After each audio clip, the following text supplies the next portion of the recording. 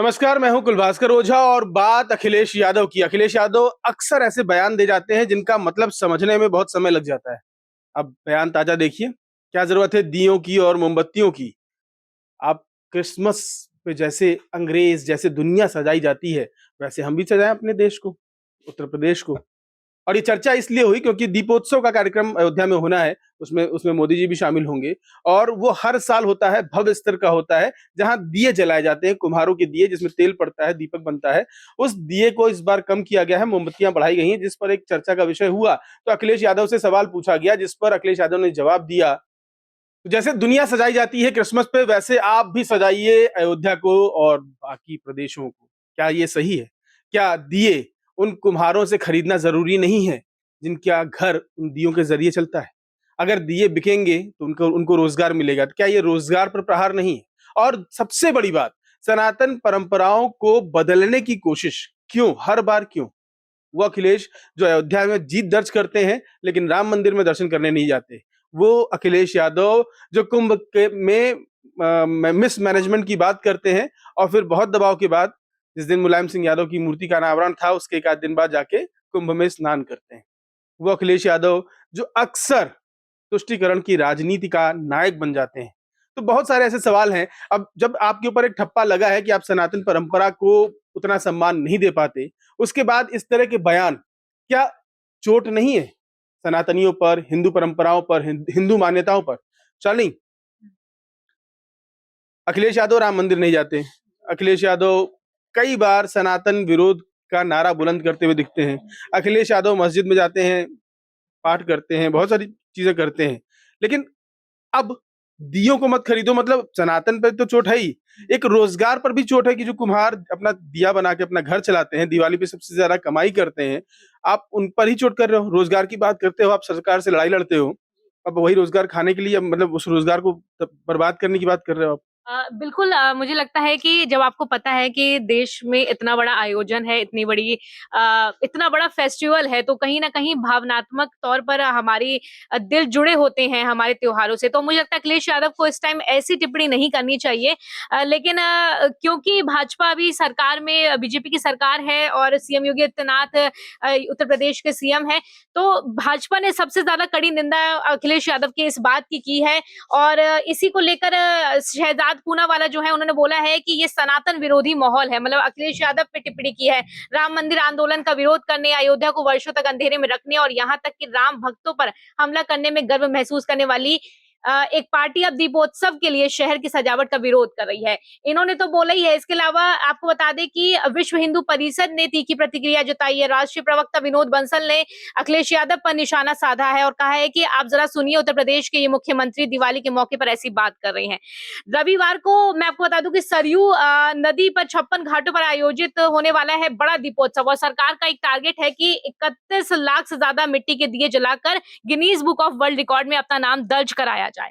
पिछले साल 25 लाख दिए जलाए गए थे। तो मुझे लगता है कि सरकार इतनी बड़े लेवल पे व्यवस्था कर रही है और कुम्हारों की आपने बात की, उनके लिए एक रोजगार पैदा होता है। अखिलेश यादव एक बड़ा चेहरा है, मुझे लगता है कि इस वक्त एटलीस्ट उनको ऐसी टिप्पणी नहीं करनी चाहिए। अपनी इस बात को वो किसी और तरीके से भी रख सकते थे। मैं मानती हूँ कहीं न कहीं उन्होंने ये सोचा होगा कि बहुत सारी चीजें हो जाती हैं, बहुत खर्चा हो जाता है, इतना सारी चीजें उन्होंने अपने प्रैक्टिकली वे में सोचा। लेकिन मुझे लगता है हिंदुस्तान इमोशनल तरीके से चलता है, तो ऐसी टिप्पणियों से बचना चाहिए।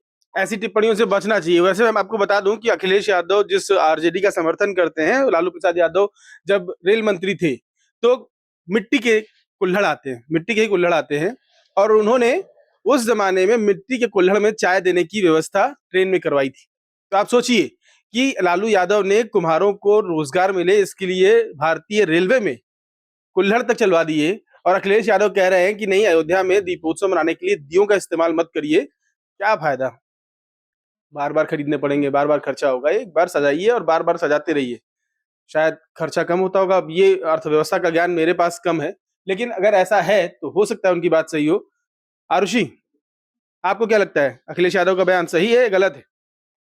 नहीं, नहीं, मुझे तो वो किसी भी पॉइंट से उनका जो बयान है वो सही नहीं लगता है, क्योंकि क्रिसमस अगर वैसे वो बहुत बड़े नेता हैं, उन्हें ये चीज़ समझने की ज़रूरत है कि क्रिसमस बहुत बाद में मनाया गया और दिवाली जो है एक बहुत कह सकते हैं कि अनादिकाल से मनाते आ रहे हैं।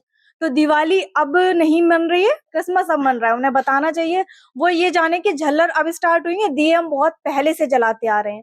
और सबसे बड़ी चीज है कि इस पर किसी और का रोजगार छीन लेना, ये तो गलत है फिर। और जैसे कि मैं भी देख रही थी एक रिपोर्ट में जो है, उसमें इस पर ना एक विप नेता है विनोद बंसल, उन्होंने इसका जो बड़ा अच्छा जवाब दिया है। उन्होंने कहा है कि जब ईसाई धर्म नहीं था तब भी दिवाली मनाई जाती थी, आज दिवाली पर कह रहे हैं और क्रिसमस पर जो प्रवचन दे रहे हैं, क्रिसमस 2 महीने बाद आएगा, उन्हें पता होना चाहिए कि कौन सा त्योहार जो है वो कब आने वाला है।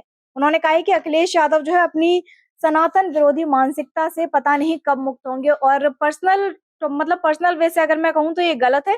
ये दिए अब स्टार्ट हुए, मतलब झल्लर जो अब स्टार्ट हुई और दिए हम जलाते आ रहे हैं। जब राम आए थे सदियां हो गई, त्रेता युग से। हाँ त्रेता युग से जलाते आ रहे हैं और यहाँ कलयुग स्टार्ट हो गया। तो ये चीज अखिलेश यादव को बहुत अच्छे से समझनी होगी, उन्हें सनातन को समझना होगा सबसे पहले, अगर वो है तो।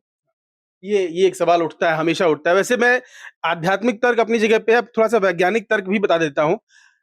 जब दिवाली होती है उसके आसपास इंसेक्ट्स, कीड़े बहुत, फतिंगे बहुत आ जाते हैं। मौसम बदल रहा होता है, कीड़े फतिंगे बहुत होते हैं। अगर आप बल्ब जलाएंगे तो कीड़े जिंदा रहेंगे, उसी के आसपास रहेंगे, और अगर आप दिए जलाएंगे तो उसमें कीड़े मर जाते हैं।